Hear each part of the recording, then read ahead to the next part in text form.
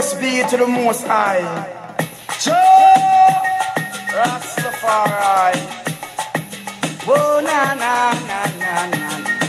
Hey, it's a snare rabbit. I just still have see I send them. Well, free music feed them. Well, to the Christian we call them. Yeah, cause all the devil control them. It's like, I still have see I send them. Well, cause music we play them. Yeah. Mr. Robbie, my best them. Well, Taxi Gang come tell them say that.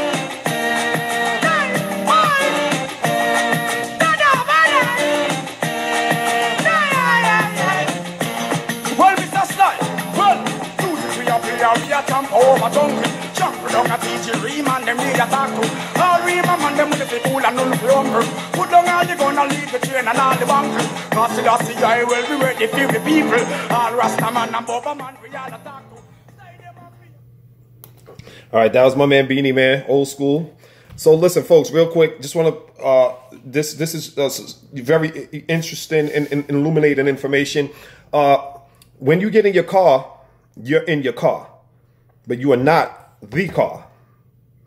When you get in the car, you're in your car, but you are not the car. Imagine your car somehow developed a mind of its own and started driving you wherever you wanted to go, wherever it wanted you to go.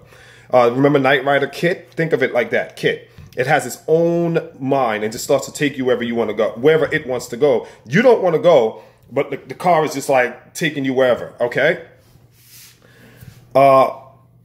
That's analogous to you as as an organism, as a species, as a being, as a corporal. Corporal meaning bodily, having a bodily form, a temporal form. You in corporal form is analogous to the car that I just explained to you. You are not your body, no different than you are not your car. You are inside of your car, no different than you are inside of your body. You are inside of your body. Let that sink in. No different than you are inside of your car. And that is it's analogous, it's perfect way to depict what I'm trying to convey. If your car, like I said, developed a Knight Rider type of technology and just started to drive you wherever you wanted to go, could you imagine how terrifying that would be and how frustrating that would be? Well, that's what's happening when your body is addicted, when your body is behaving in destructive, creating and behaving in destructive ways, in destructive patterns. So I want us to kind of like dissect that some more and get a better grasp on that. Your body, biologically and anatomically, has urges and cravings that is necessary. It necessitates its functionality. In order for your body to function, there are urges, biological urges that are necessary for the body to perform its earthly duties. One such basic function is eating, an appetite. Very common, nothing surprising there. To urinate, nothing surprising there. Excretion, nothing surprising there. All common basic biological functions that you don't have anything to do with. When I say you have nothing to do with it, I mean like you don't say, okay, it's time for me to go and urinate now. No, your body indicates to you. Your body tells you it's time to urinate. You don't sit around and say, you know what? I'm deciding to go in and eat. Well, let me say it this way. You can say that. You can say, you know what? I'm deciding to go eat. No, you actually don't decide to go eat. You decide what you want to eat. Your body decides to eat. Like really let this really strudel your noodle. You don't decide to eat. Your body decides to eat. You decide what you want to eat. Should I have this salad or should I have that? Should I have this chicken with rice or should I have this with chicken and potatoes? I mean, you have a choice in what to eat, but your body tells you to eat. Your body decides to eat. Let that all sink in because I'm going somewhere. So your body has its own, there's something called what is it? The circadian rhythm, right? The circadian rhythm is the body's biological clock that lets you know when to sleep, when to wake, so on and so forth, right? Then you have the suprachiasmatic nucleus, which is a cell right above the in the center of the forehead. There's a cell there, that suprachiasmatic nucleus, which interacts with, it has a photoreceptive factor. It reacts to darkness and light. When the light goes on, it triggers the secretion of melatonin. Melatonin, is it yeah, it's melatonin. I always get the two confused, melanin and melatonin. They sound so similar, I was getting confused, but it triggers the secretion of melatonin, which lets you sleep and so on and so on. But I don't want to digress. Let me stay focused here. You are not your body. Your body is corporal, it's temporal, it's your vehicle, it's your car. Then the question then begets, the question begets this. No, that statement begets this question. Who are you? You see what I'm saying? If you're in your car, we know that the car, you are not the car, you are in the car. But we can identify who you are from the vehicle. We can distinguish between you and the vehicle. It's very easy to see the person inside the car distinction. The person, the car, the person. Easy. But when we turn that over onto you and I now as a species, okay, if you're not your body, then who are you? That's the part that's not easily identifiable unless people take time to actually research, to dig, to scrutinize, and to figure out, okay, then if I'm not my body, who am I? What am I? And the vital force that animates your body is who you are. I is the first person subjective noun. First person subjective noun, I. Am is the present participle of the verb to be. I am, right? I, first person subjective noun, the verb to, the present participle of the verb to be, am. I am. That's who you are. When Moses asked, when God sent Moses and he said, well, God, the people are going to say, who sent me? And God said to Moses, tell them, I am that I am. You dig? That's a powerful, right? Those are the two most powerful words in the English lexicon, language. I am. That's who you are, distinguished from your body.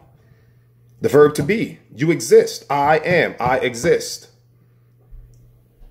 You are a being that exists independent of your body, separate from your body. Your body is only the vehicle needed to function on a physical plane. We're in a physical realm. Get it, folks?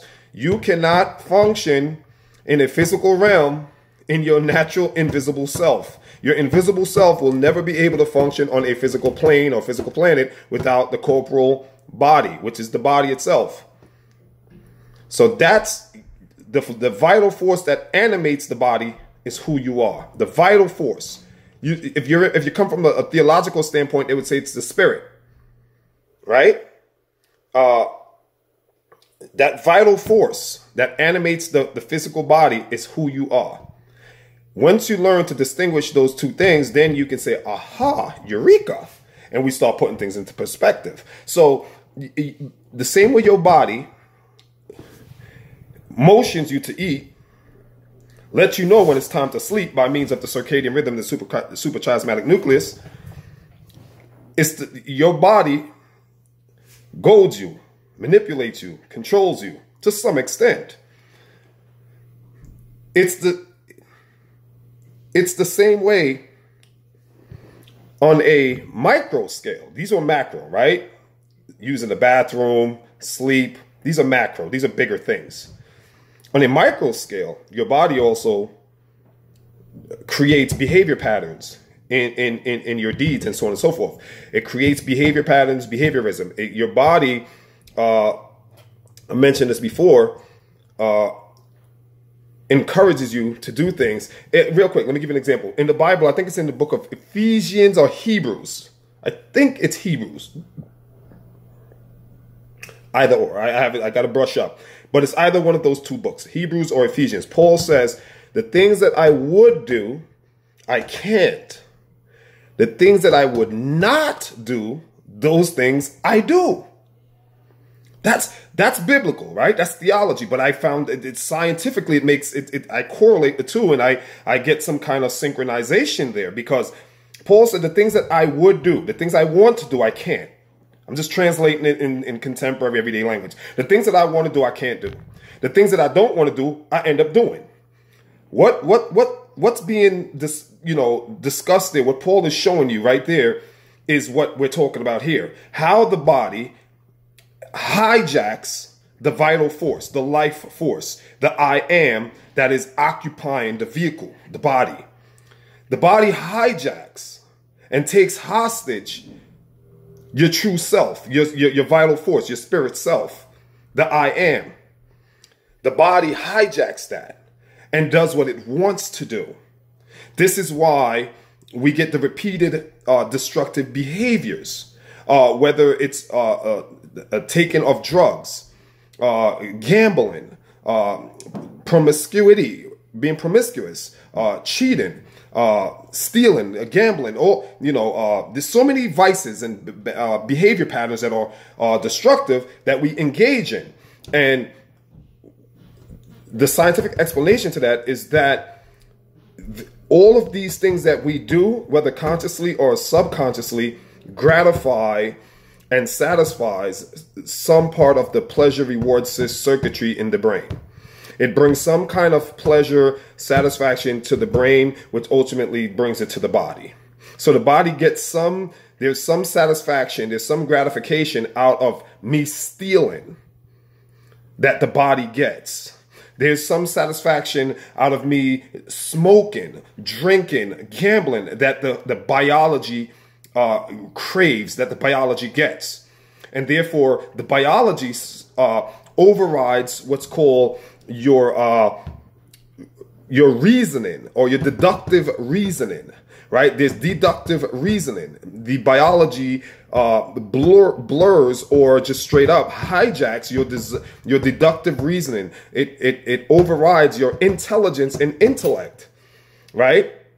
So it's important that we understand our body. That's why I'll go to the book of Matthew, where it says, man shall not live by bread alone, but by every word that proceeds out of the mouth of God. So what that means is that you should not live solely in the biology. Man should not live by bread meaning some physical food.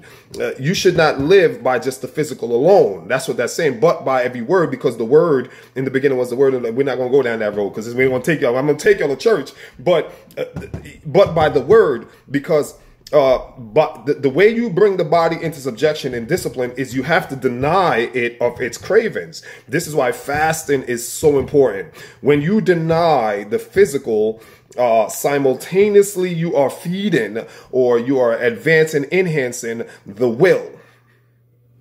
You are building the intangible.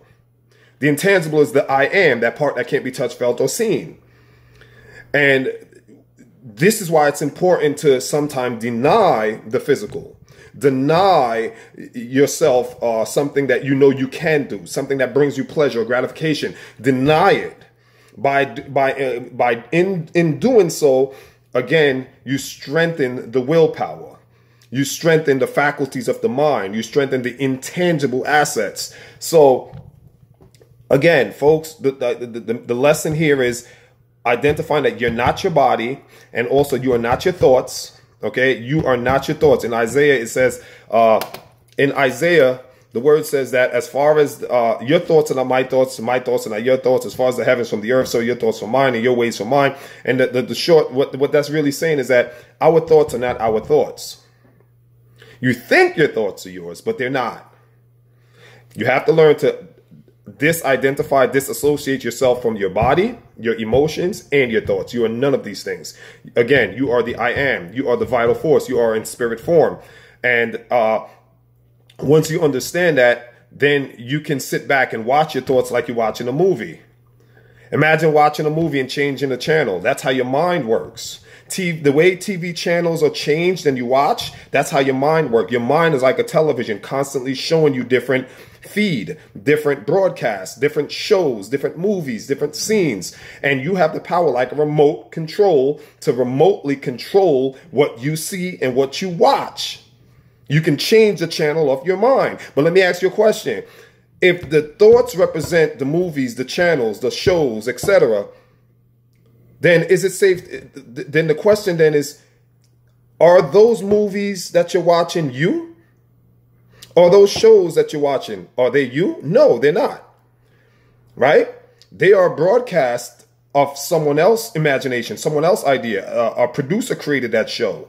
A writer, a director, someone else created that. And you're watching it. And you might enjoy it, and it might elicit some response out of you. You might cry because the movie is so dramatic. You might shout because the movie is so exciting. You might you might cower because the movie is a horror flick. So it will give you a response, but you have to be able to always be conscious that that flick, that show, that scene is not me. And in the same breath, in the same sense, you have to remember the thoughts that run through our heads and our minds all day 24/7, they're not you. They're just flicks. They're movies. They're scenes that are just wisping through your mind on a 24/7 cycle. It's called frequencies. Put it like this: if we had if our eyes had certain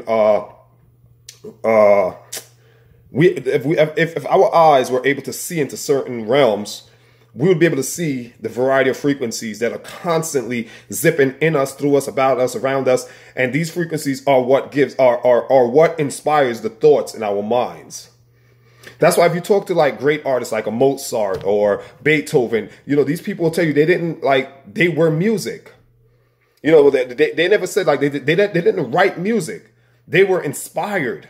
They became the music. You see what I'm saying? Like people who are great at something, they became that thing. They weren't sitting down and constantly thinking, how am I going to write this? No, they were it. They tapped into that frequency, that higher force, and became it. And all they were a host for the expression of that otherworldly gene, so to speak. Because gene needs a vehicle to express themselves, right? So that's all they were doing. They were just expressing a higher force, a higher power. They allowed themselves to be the vehicle for that force to work through and manifest into this physical realm.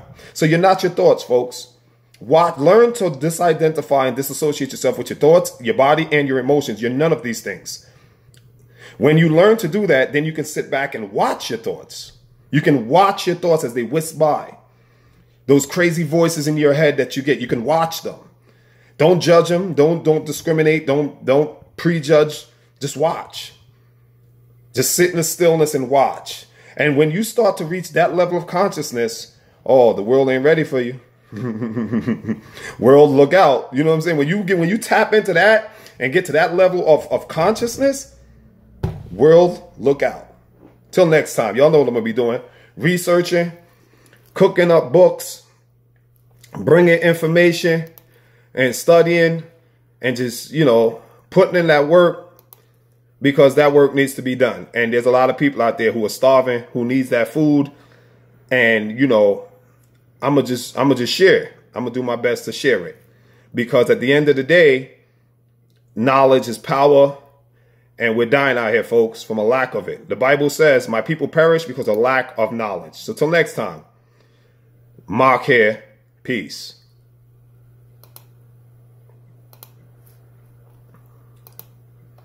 Champion them come, make them know say till a man in the doctor no go down. Who can stand the better run? Now no time for give me bone. His blood when you buck is loaded, magnum hold on it. The girl them a rush because them love how me stay. Get up with them, come with them highway. In a me mansion them want come play. But the one thing me no do, woman think me much up on face when me do. Me and me crack as eyes and me boom. Put me to the test and swear me with a I guess me want to catch her in a me.